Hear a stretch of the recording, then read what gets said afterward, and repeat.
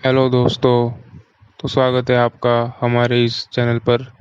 तो हमारा आज का टॉपिक है आधुनिक इतिहास क्या है और आधुनिक इतिहास की विशेषताएं क्या है। इन सब के बारे में हम आज विस्तार से चर्चा करेंगे। तो चलिए शुरू करते हैं आज का टॉपिक कि आधुनिक इतिहास क्या है।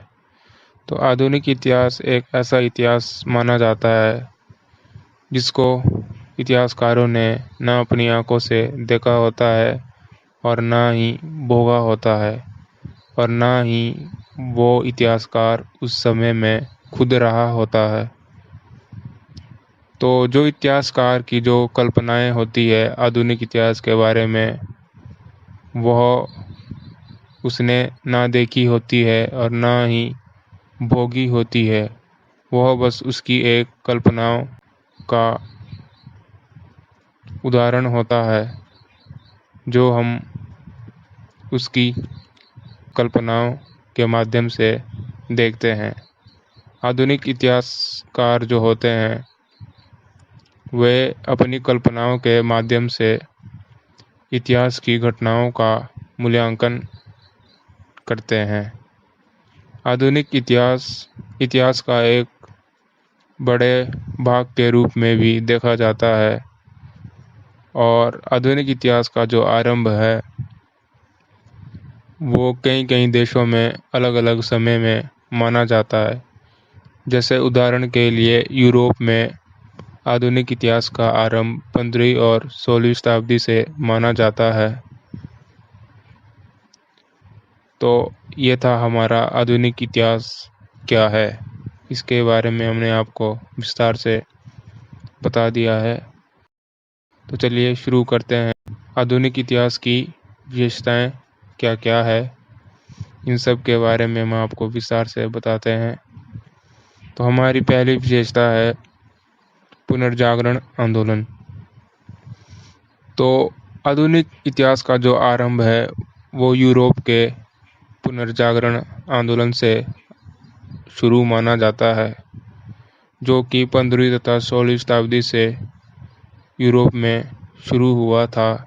जैसा कि हमने आपको अभी पहले बता दिया है कि आधुनिक इतिहास का आरंभ यूरोप से माना जाता है, क्योंकि पुनर्जागरण आंदोलन के समय वहाँ पर कला तथा साहित्य के क्षेत्र में काफ़ी विकास देखने को मिला था, जिसके कारण यूरोप के जो लोगों में जो अंधविश्वास था वह भी कला और साहित्य के विकास के कारण दूर हो चुका था।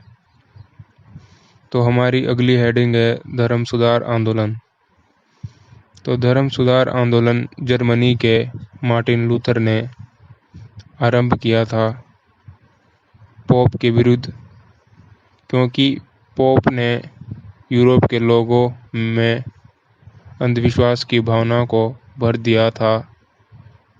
पोप से हमारा जो अभिप्राय है पादरी, या वर्तमान समय में इन्हें पंडित भी कहा जाता है।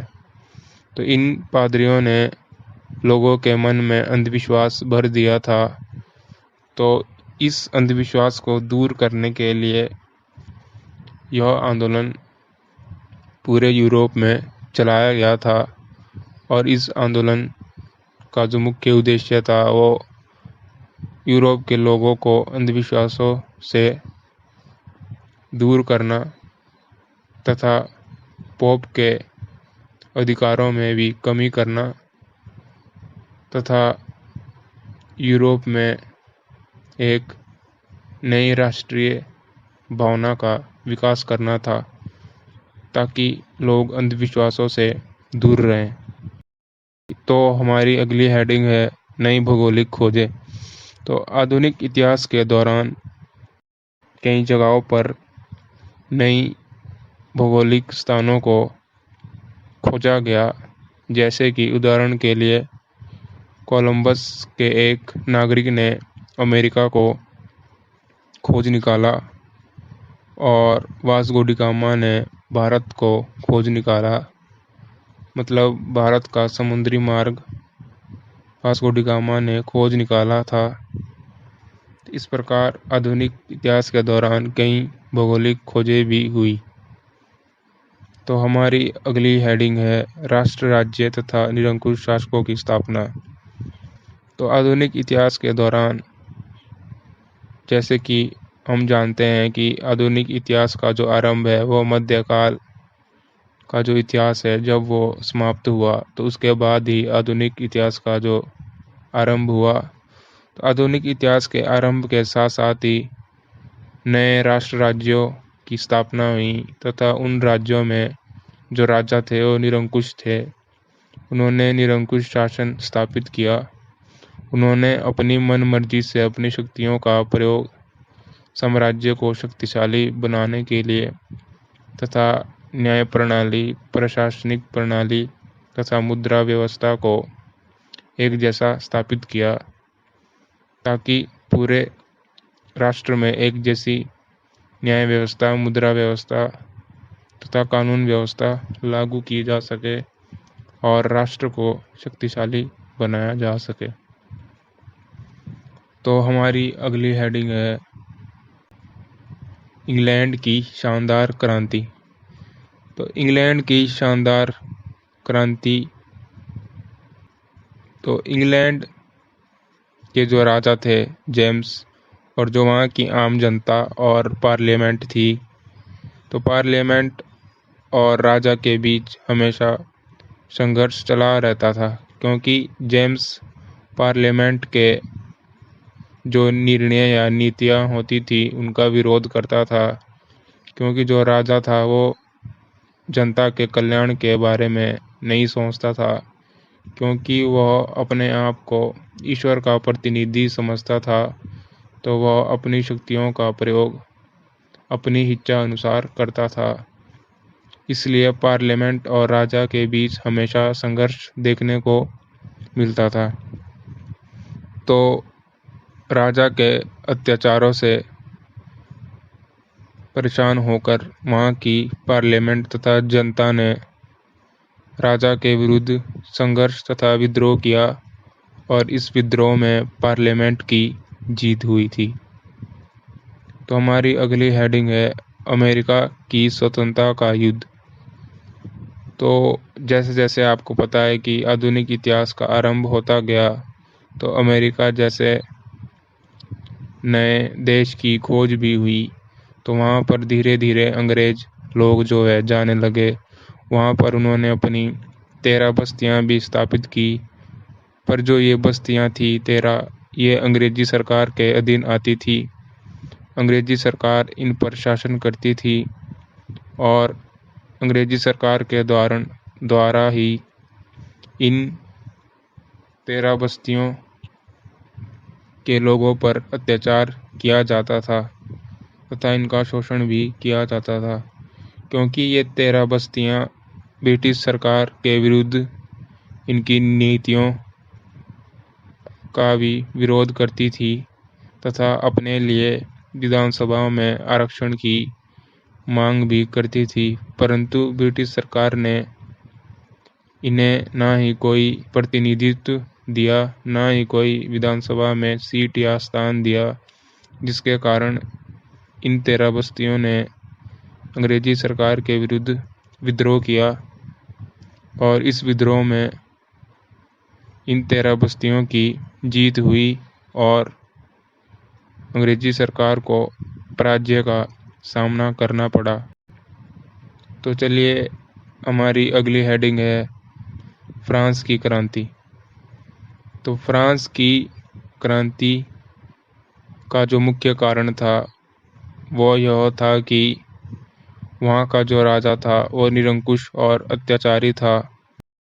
वह वहाँ की आम जनता पर, जो किसान मजदूर वर्ग थे, उनका बहुत शोषण तथा उन पर बहुत अत्याचार करता था तथा लोग उसके अत्याचारों से परेशान होकर उसके विरुद्ध विद्रोह करने लगे और इस विद्रोह ने क्रांति का रूप धारण कर लिया था।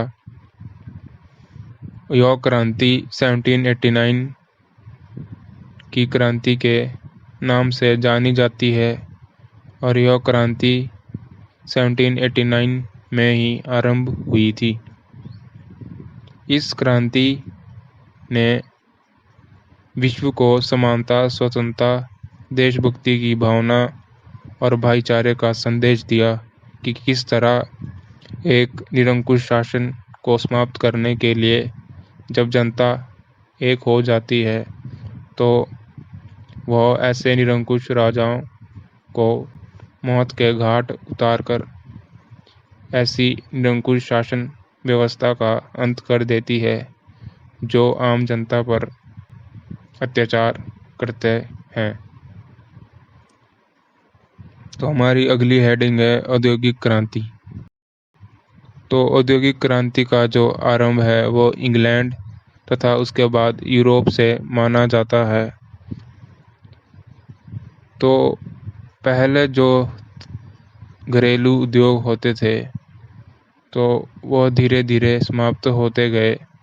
उनका स्थान कारखानों तथा मशीनों ने लेना शुरू कर दिया तथा उद्योगों में फैक्ट्री सिस्टम पर बल दिया गया, जिसके कारण कई सारे मजदूर वर्ग तथा किसान वर्ग बेरोजगार हो गए तथा मशीनों के आने से उत्पादन का स्तर भी बढ़ने लगा,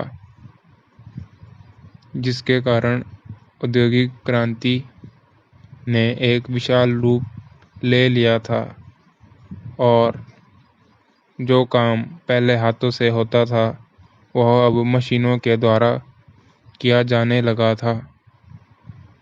इस मशीनीकरण के युग ने किसानों तथा मजदूरों की दशा बहुत दयनीय तथा गंभीर बना दी थी, परंतु कहीं ना कहीं इस औद्योगिक क्रांति का पूंजीपति जो वर्ग थे उनको बहुत लाभ हुआ। तो हमारी वीडियो आपको कैसी लगी इस टॉपिक के ऊपर ज़रूर बताएं कमेंट करके। तो फिर मिलते हैं आपसे अगली वीडियो में, तब तक के लिए जय हिंद, जय भारत, धन्यवाद।